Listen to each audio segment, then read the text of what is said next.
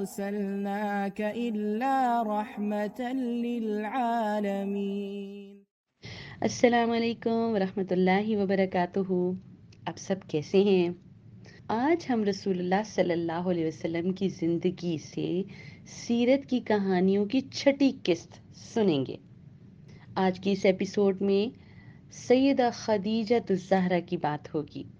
ان کے بارے میں ہم پہلے بھی تھوڑی سی بات کر چکے ہیں، لیکن آج کی ایپیسوڈ میں ساری باتیں سیدہ خدیجہ کے لیے ہیں۔ وہ دنیا کی ان بہترین خواتین میں سے ہیں جنہیں ان کی زندگی ہی میں جنت کے ایک بہت خوبصورت محل کی خوشخبری دی گئی۔ آپ بہت خاص تھیں کیونکہ آپ نے ہمارے نبی صلی اللہ علیہ وسلم کی زندگی میں بہت اہم کردار ادا کیا۔ سیدہ خدیجہ نے اپنی پوری زندگی نبی کریم کے عظیم مشن میں مدد کی۔ آپ کو پتہ ہے رسول اللہ صلی اللہ علیہ وسلم کی زندگی کا بہترین اور بہت بڑا مقصد کیا تھا؟ اسلام کی دعوت دینا، لوگوں کو ایک اللہ کی عبادت کی طرف بلانا۔ اس سارے معاملے میں سیدہ خدیجہ نے رسول اللہ کو بہت ہیلپ کیا اور اس وجہ سے اللہ تعالیٰ نے ان کو ایک عظیم مقام عطا کیا۔ وہ اسلام قبول کرنے والے پہلے لوگوں میں شامل تھیں، سب سے پہلی خاتون تھیں جنہوں نے اسلام قبول کیا۔ آپ کا لقب ام المؤمنین تھا، جس کا مطلب ہے مومنوں کی ماں، کیونکہ آپ بہت مہربان اور شریف خاتون تھیں جنہوں نے اپنا وقت، اپنا مال اسلام کی خدمت میں قربان کی۔ آپ ایک شاندار بیوی اور زبردست ماں تھیں۔ آپ کا پورا نام خدیجہ بنت خویلد ہے۔ بہادر بھی تھیں، مضبوط بھی اور طاقتور بھی۔ آپ بہت حیرت انگیز اخلاق اور حکمت کی مالک تھیں، اور آپ کا تعلق بہت مضبوط اور مشہور قبیلے سے تھا۔ مکہ مکرمہ میں بہت مشہور قبیلہ قریش کا قبیلہ تھا۔ سیدہ خدیجہ اس زمانے کی امیر کاروباری خاتون تھیں، بہت اچھا بزنس کرتی تھیں اور اپنے بزنس کے لیے لوگوں کو ملازمت پہ رکھتی تھیں، اور پھر انہیں مختلف جگہوں پر مثلا شام، عراق، یمن میں اپنی چیزیں بیچنے کے لیے بھیجا کرتی تھیں۔ آپ کو جب رسول اللہ صلی اللہ علیہ وسلم کی ایمانداری کے بارے میں اور سچائی کے بارے میں پتہ چلا کہ آپ کتنا کامیاب بزنس کر رہے ہیں، تو سیدہ خدیجہ نے فیصلہ کیا کہ وہ بھی رسول اللہ صلی اللہ علیہ وسلم کو اپنے کاروبار میں شامل کریں، اور آپ کو انہوں نے تجارتی سفر پہ بھیجا۔ آپ کے ساتھ اپنا ایک غلام جس کا نام میسرہ تھا وہ، اور ایک ریلیٹیو بھی تھا، وہ بھی ان کے ساتھ تھا۔ اب جب پہلے سفر پر انہوں نے رسول اللہ صلی اللہ علیہ وسلم کو بھیجا تو بہت فائدہ ہوا، کاروبار میں بہت زیادہ منافع ہوا۔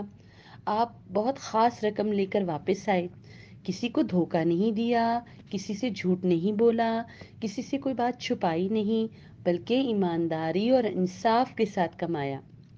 جو لوگ آپ کے ساتھ سفر میں تھے انہوں نے رسول اللہ صلی اللہ علیہ وسلم کو بہت نیک پایا، آپ کے اخلاق کی تعریف کی۔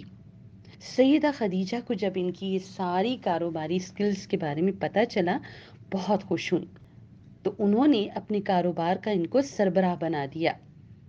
سیدہ خدیجہ کو جو سب سے زیادہ بات انسپائر کی وہ یہ تھی کہ رسول اللہ کے کاروبار کا ایک طریقہ تھا، وہ ایماندار تھے اور متکبر نہیں تھے، فخر نہیں کرتے تھے۔ آپ بہت انصاف سے کام لیتے، سب کو عزت دیتے تھے۔ تو سیدہ خدیجہ نے سوچا کہ یہ تو بہت اچھے انسان ہیں، لوگوں کے ساتھ بھی بہت ہیلپ کرتے ہیں، اپنے کاروبار میں بھی بہت فیئر ہیں۔ تو انہوں نے رسول اللہ صلی اللہ علیہ وسلم کو شادی کا پیغام بھیجا۔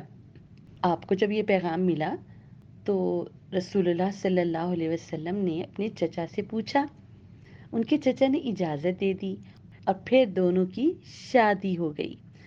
اور پھر اس شادی کی پیشکش کو رسول اللہ صلی اللہ علیہ وسلم نے قبول کر لیا، کیونکہ رسول اللہ صلی اللہ علیہ وسلم سیدہ خدیجہ کی شرافت اور ان کی بھی بہت اچھی عادات سے واقف تھے۔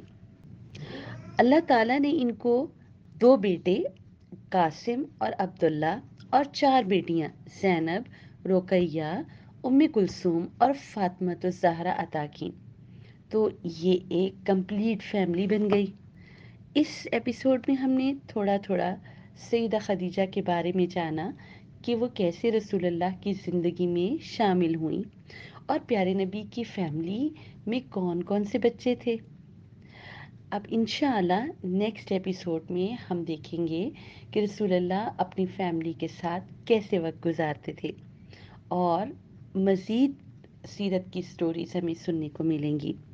آپ ہمارے چینل کو سبسکرائب کریں، اپنا خیال رکھیں، اور سیرت کی کہانیوں کی ایک اور قسط کے لیے آپ نے انتظار کرنا ہے اور اپنے دوستوں کے ساتھ بھی شیئر کرنا ہے۔ السلام علیکم ورحمۃ اللہ وبرکاتہ۔ أرسلناك إلا رحمة للعالمين. Salah Tracker to keep you on track to success, a perfect gift for you and your loved ones.